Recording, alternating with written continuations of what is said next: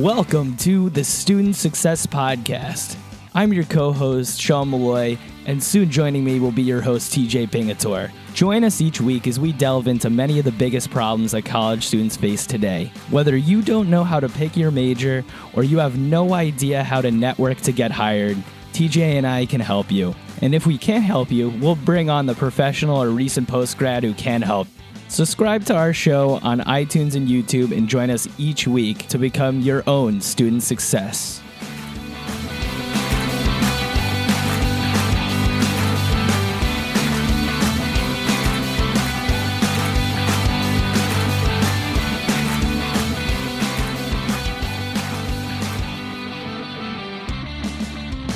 Welcome to the Student Success Podcast, brought to you by Student Success University.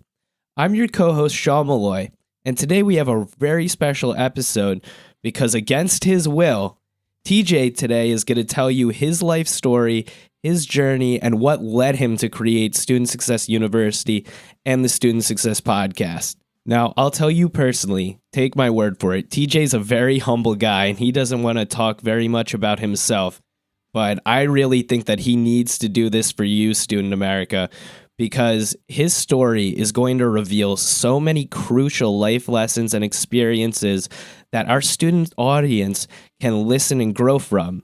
No joke, just his college experiences alone will show you things like how you can partially fund your college tuition yourself and how you can get an internship before you even step foot on campus as a high school student.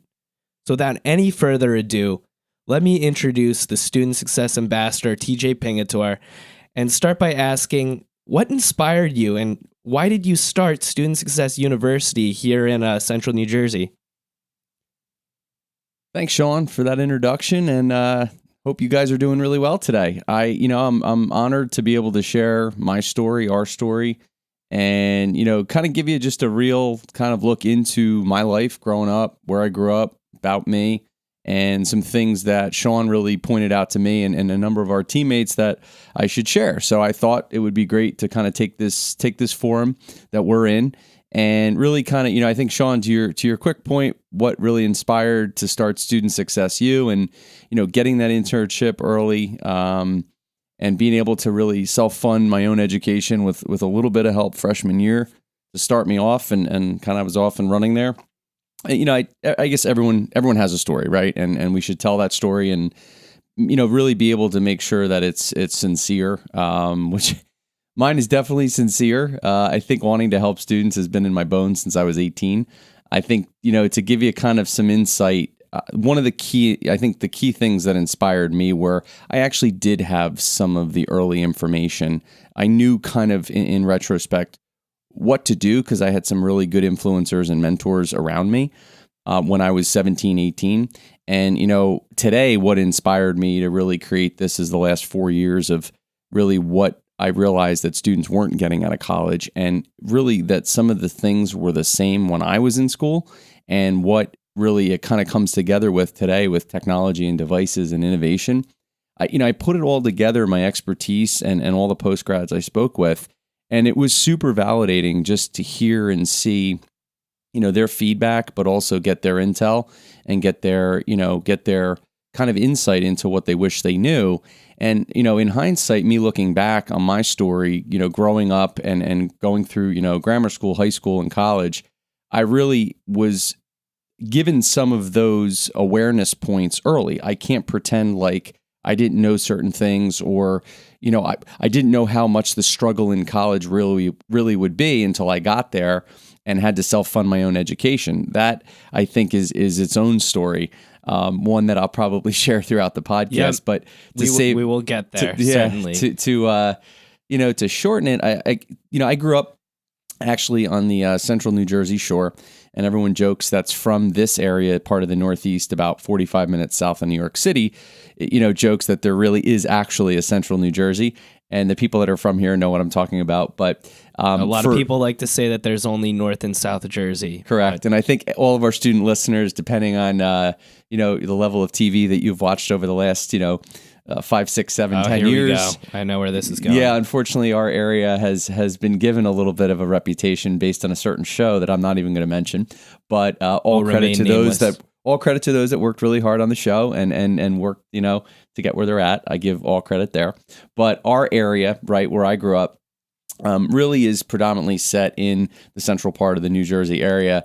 It's a hub for Philly, New York City, Baltimore, the Shore, a lot of areas throughout our state that are very different in kind of their landscape, right? From farming to suburbs to really urban areas. So diversity here is in our core, right? And I think if I were to Statistically, the most diverse state in the nation. it's also the most densely populated too. Did you know that? Absolutely. Per Yep. square mile, more people here than anywhere else in the U.S. And I think to the point of diversity is where I was going. It's a unique melting pot, right? It is. It's very unique. And my level of diversity growing up, I went to 9 years of Catholic grammar school.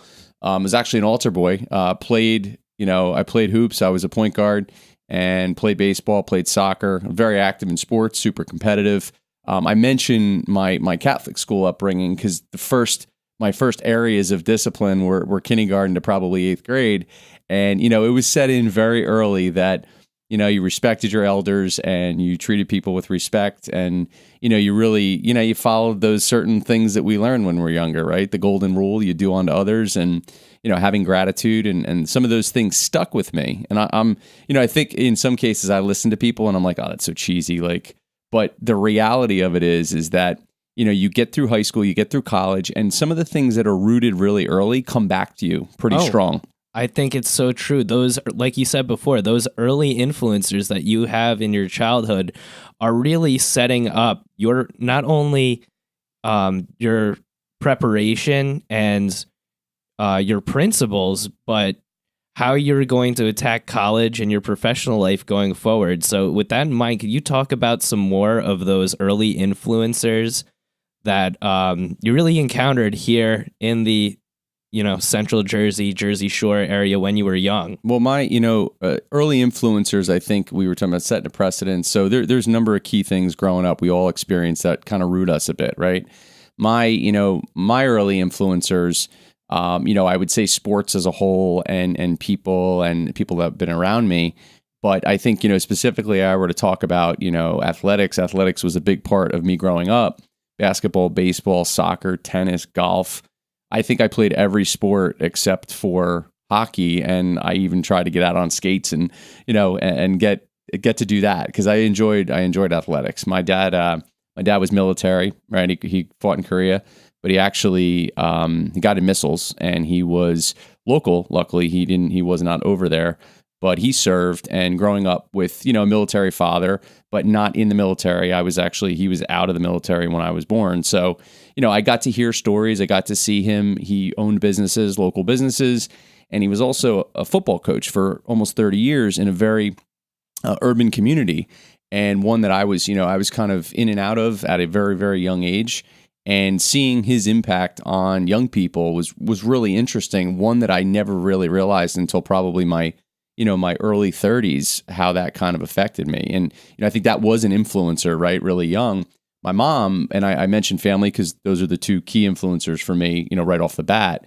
My mom and my grandparents on my mom's side. My mom was a runway model for Anne Klein in New York and worked in a totally different industry and career than my father.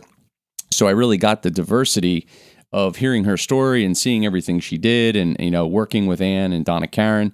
My mom really had a chance at a young age to grow and develop, and she built her own story, one that really kind of shared with me about, really doing whatever it is that you put your head to that you can do is possible. And her story is that kind of, without going into too much detail, she really worked really, really hard. And my dad did too in his businesses.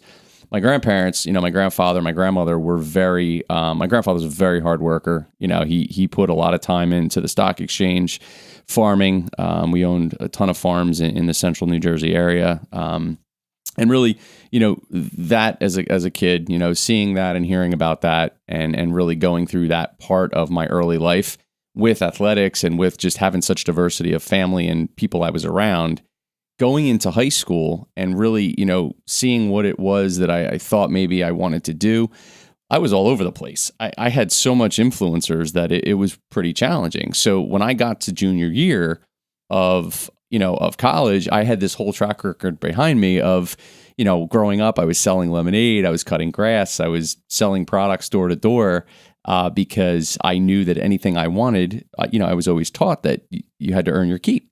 So my grass cutting business, snow shoveling, the side hustles, right? Everyone knows today the side hustle. Well, there were side hustles going on 20, 30 years ago. You kind of had many different side hustles going on in your later or early to later high school years. If I wanted new Nike sneakers, the goal was you saved half and we would match it, or if I wasn't going to get it and I wanted it, I had to earn it all on my own. Earn it all on your own. Earn it all on my own. So what's interesting going into junior year with, kind of that, I guess you could say, semi-entrepreneurial way about me growing up, was I had to start thinking about college. And for everyone that's listening right now, we all kind of experienced this junior, senior year of high school where, this change is coming and it's a big choice and there's so much pressure. And, seeing everything I saw when I grew up, I was really left with a few things. I was left with this military influence, right?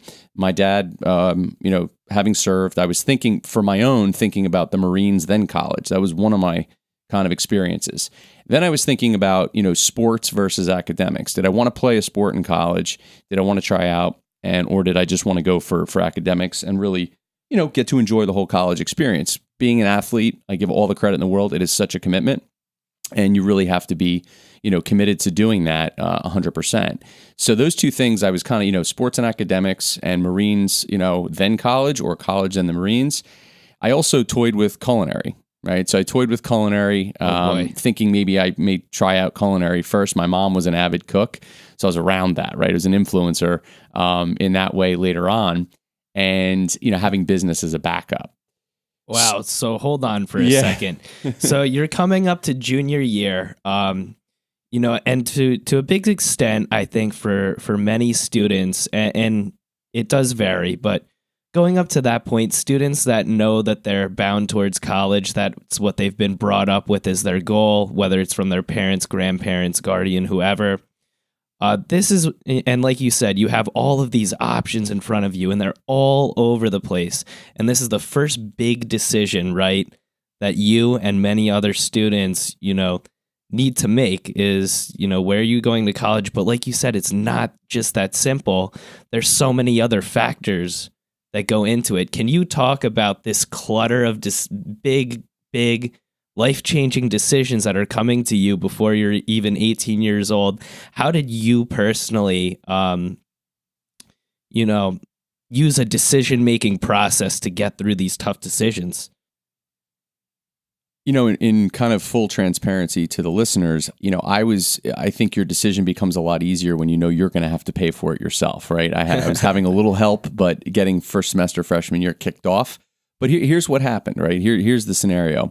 I could have went to community college and had a car, and my parents were going to help me out with the car, or I had a choice to go away. And if I was going to go away to a private school or, public out-of-area school, I had to pay for it because the tuition costs then were expensive, right? To me today, the tuition costs become even more expensive when you keep switching fields, but that's a whole nother story. You've got this thing called inflation, where if you really look at what college cost 20 years ago and you look at what it costs today, it is expensive today, but it's even more expensive when you switch and hop around.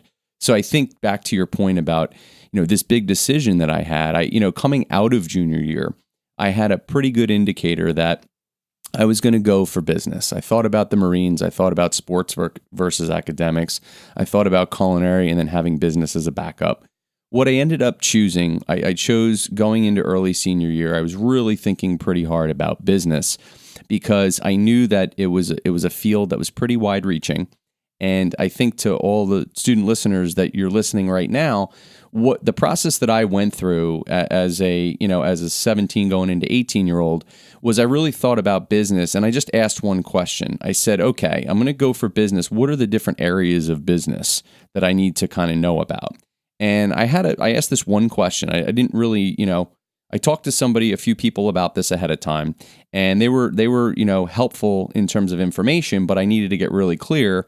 And what I looked at was accounting, finance, international business, I looked also at,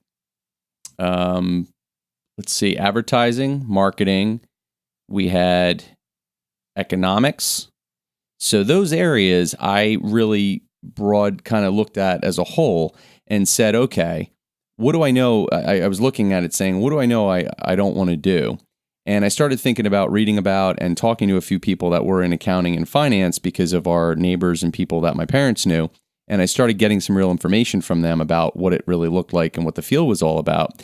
And the thing that stuck out the most was the work environment, right? And it was pretty heavy math. So I said to myself, it just sounds boring. I don't think it's the area I want to go into just based on what I'm reading and hearing. I'd like to focus more on something that is, a little bit more growing, faster paced, fun, involve more people. And I thought about international business, but I said, you know what? I didn't want to go overseas right away because that was part of a program that I could have gotten into. So I knew right away, like I was going to focus on marketing and advertising. And those were the areas that, international business potentially later. I didn't rule it out, but I said marketing and advertising is going to be my focus. So I looked at colleges and I really thought about business and then those. And when I chose a college, I chose it based on a few things. My experience there, what I knew already because I had gone to basketball camps for a really long time and I had been on college campuses. So my parents were smart. I didn't realize what they were doing, but they were literally putting me on college campuses in that environment at like 12, 13, 14, 15. So they forward thinking. Yeah, they even had their little method to their madness was get me acclimated very early of going away, right? Because you never know when you're a young person if you're going to want to go away and move away and stay away, right? A lot of students come back home. So I knew I could handle it. It's being in a comfortable environment. It's definitely for so many people just such a top line consideration. It's really true. And I think, but the thing is though, and talking to so many postgrads, I realized that many students choose a college and don't even in many cases remember why. Well, this is what I wanted to say. I wanted to highlight that from the beginning, what was so cool to me about your process is that you started, first of all, like I think all students should, considering what they want to do before where they want to go, right? Because you want... what they don't want to do, right? Because I eliminated, I think that's fair, right? I think the elimination process is what you're talking about. But I really looked at it from what I didn't want to do. Everything from economics to culinary, so there had to be some elimination there. Yeah, I didn't want to do and why. And the why is a big part of it. The why is the big, that's what I was going to get at, sure. Is what you did is you went to the neighbors and friends of your parents that you knew were doing things in business and in all of those different sectors that you said. And you actually went right to them, the people in the field, and talked about things like the environment, how you can grow in it.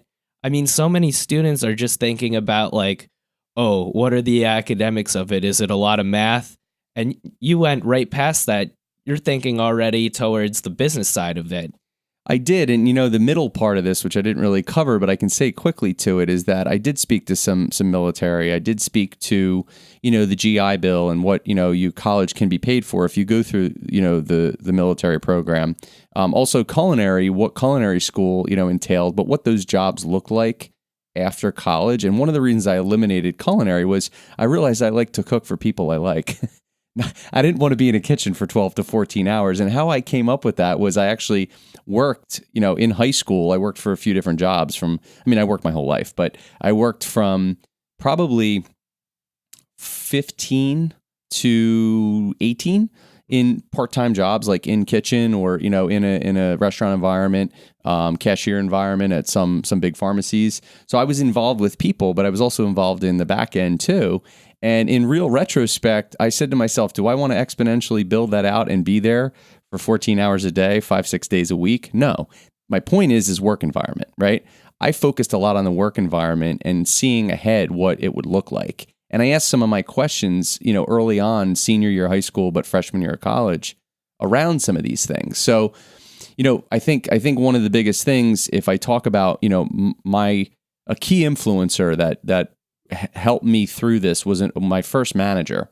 And I had been thinking, I chose my college, right? So I'll take you to where I'm at now.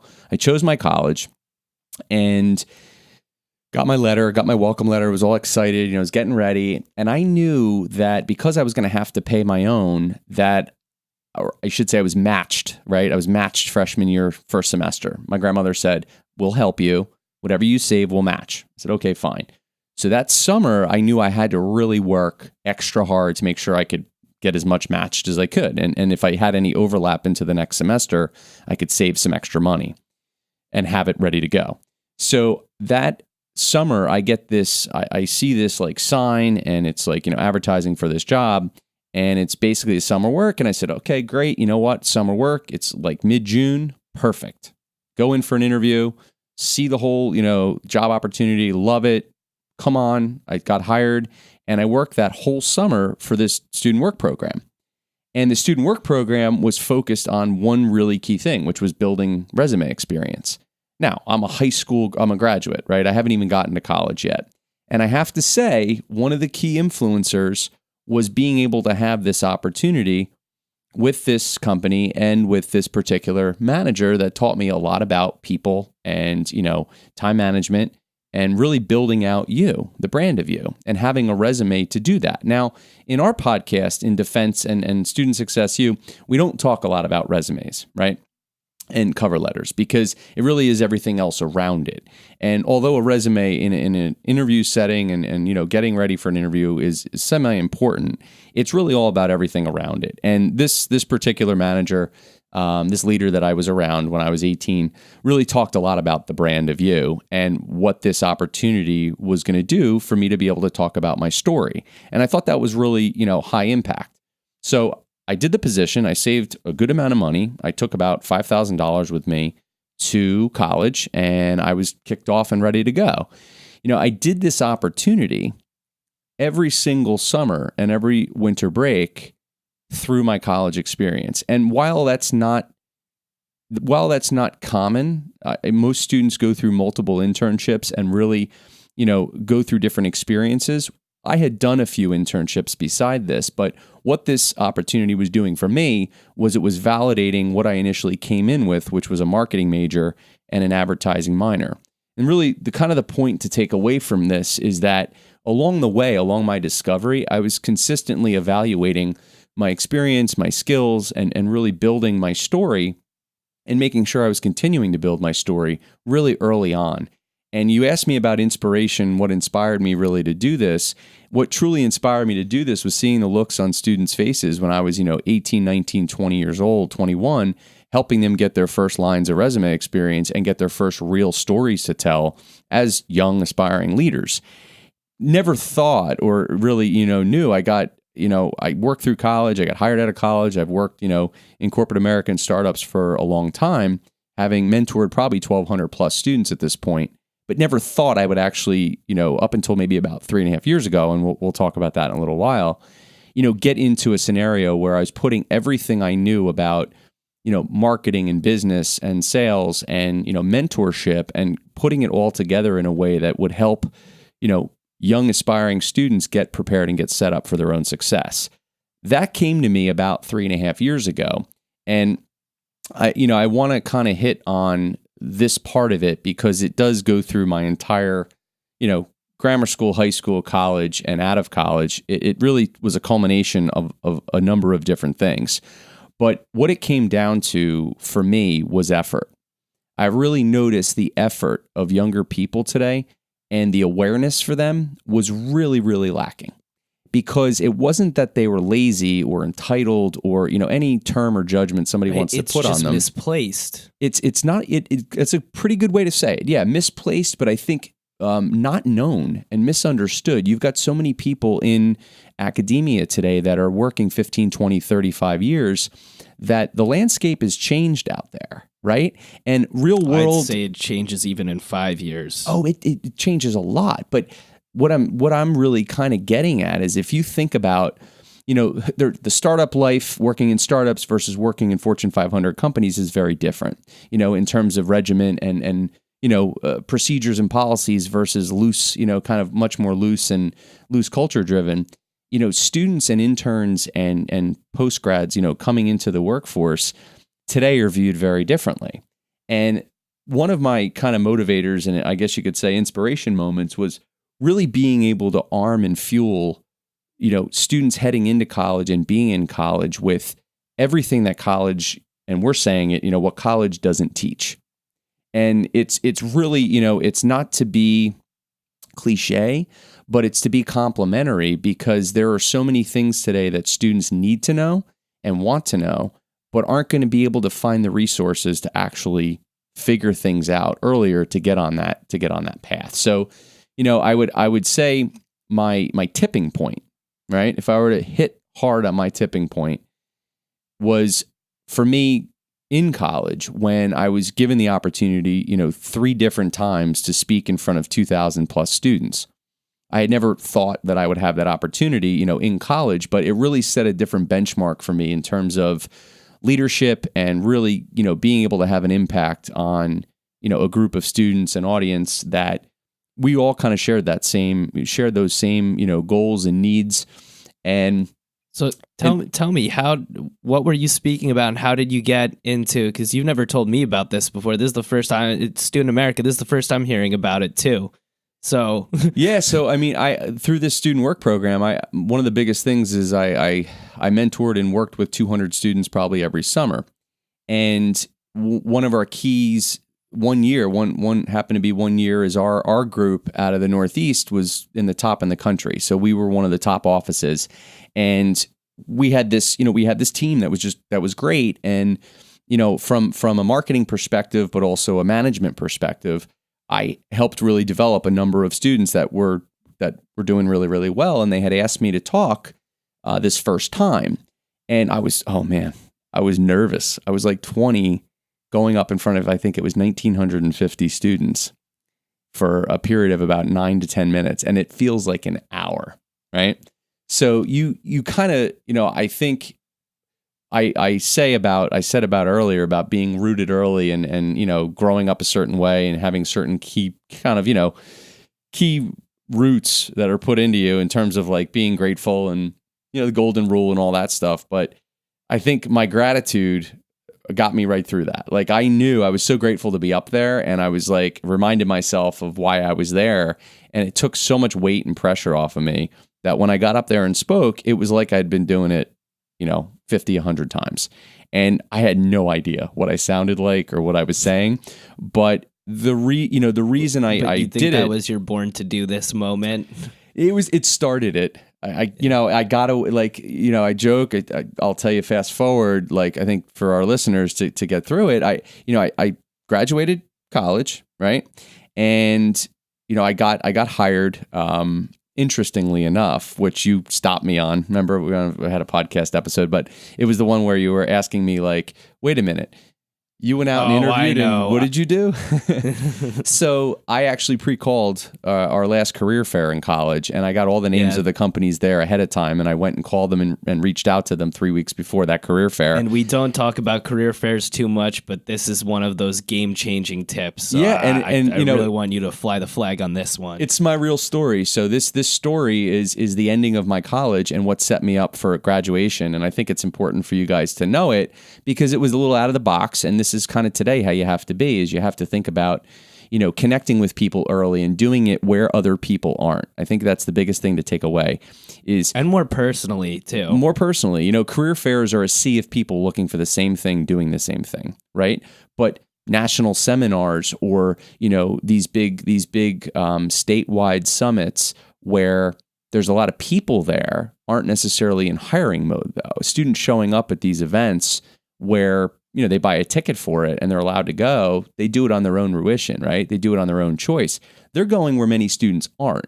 To me, that was the true definition of how to stand out. But let me give you the story. So it's a nice little marketing concept that we'll get more into in another episode. Oh, we get into it. And I think that's part of my story is my expertise is I am an expert in marketing yourself, selling yourself, and branding yourself. And it's why I love this story so much, because all of our different pillars and principles that you learn about later, you get to see how it came about and where a lot of the ideas came from. I think the students just listening to this are going to just be inspired by a lot of those things on their own. So please continue. And like I said, humbly, my expertise is in those key areas, marketing, branding, and selling yourself, and really how to target and make relevant your networking. Like it's so easy to say what networking is today. And I think what I did was my second semester, senior year, February. So it was 3 months before graduation. We had a career fair in 3 weeks. And I said, to my career advisor, I said, let me ask you a question. Do you have a list of the companies that are going to be attending? Is there any way I can, so she had actually this, she was younger. She was probably 20, I think 27 at the time, 28, pretty new. And she said, oh, yeah, I can actually get you that. What were your thoughts? I said, well, I just want to see who the companies are. And, would you potentially know who the person I would talk to would be? I didn't say I was going to do anything past that point. I just said, well, it'd be good to know who the people are going to be on campus, the physical person standing behind that table, representing that company. Because this manager taught me about this. He said, as much as you can know about people or companies before you meet them, the better you'll be. Early preparation. Yeah. Big time. And we hear that, but how do you put it into play? So here's how I put it into play. I got this list. I got the contacts for all the companies. I looked at all the companies and said, these 9 companies, actually, it was 12. It was 12 companies. So these 12 companies out of the 48 were the ones I was interested in speaking with. 9 of them I was able to get a contact for. No one needed to know this. I reached out personally to these companies and this person. I said, I'd like to speak with, let's just say Jane Smith, who is the campus rep that comes out to our college, and got transferred, left her a message. She actually, in this case, was able to call me back, right, on my college dorm voicemail. And all of these folks that returned my call, 4 of 9, called me back. And the other 5, I was actually able to remembered me when I actually came in, because I left them a couple messages, very nice, pointed with some purpose to them. And I said, you're going to be coming out to our campus. I just wanted to introduce myself ahead of time and ask you if there's anything else, you would need from me besides my resume and my cover letter. It would be great to connect with you ahead. And sure enough, 4 of them returned the call back. And when I got to those when I got to their tables, I said my name, TJ, and it's initials, so that probably helped a little bit, right? But, the one that called me. Yes.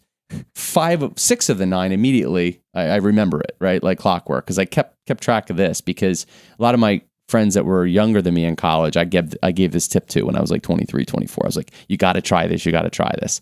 And then Facebook came out, and then LinkedIn came out, a few years later. It got really easy, right? It got real easy to do that.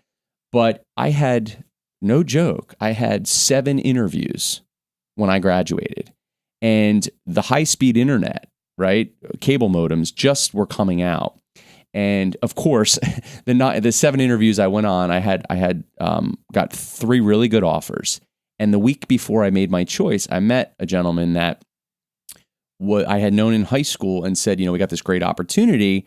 It was actually with a company called Comcast, and I ended up. You may have heard of them. I ended up taking a position. I was the 6th hire. So wait, you didn't even take a position from one of the ones you pre-called? No, you talk about leverage. Talk about the irony. It's the irony, because I had enough offers in a really, really crummy economy. The .com bubble burst. I thought I was going into the internet side of things, and I pivoted. I didn't actually go the direction I thought I was going to go. I went into more of the telecom and almost, you could say, service and hardware side of marketing and sales. So it was definitely unexpected, but I did do some homework to say, okay, could I get back to this industry? Could I, eventually could my skill set take me back there? And absolutely. So these offers that I had, I was able to use those as leverage to get the position that I wanted, which was to work here, but also do it at a level that was about $8,000 or $9,000 more than what they were offering. And before we do transition and talk more about the crucial things that you learned from your professional experience, I want to go back to that for a second too, because you said something that was really awesome to me. What does every student do? Where does every student put themselves? Every student goes to the career fair. Like, everyone makes the rounds, but where are students not putting themselves? What are they not doing? Oh, by the way, making a call, having that voice recognition, going ahead of time, that is just brilliant to me. And I have to ask, because you gave credit to this one manager, and when you asked, the different people, is there anything else I can bring? other than, my resume and a cover letter. Is that where the discovery document too came from, or? Well, early preparation, I think how you stand out, it came more from that. But I think to give credit where credit should be given, and I didn't say their name, I do want to mention them. My first manager at this company was Rick Castro. And my second and long-term manager at this company for about 3 more years later, after that year, was Lisa Kleinberger Doherty. So, that just what you're talking about, the discovery document, I actually I developed that about 6 or 7 years ago on a process. What are we in? So actually 9 years ago. I developed that 9 years ago from So when you developed that one. Well, and this is a great segue, right? So I developed that 8.5, 9 years ago after I had taken a couple semesters of Mandarin, Chinese.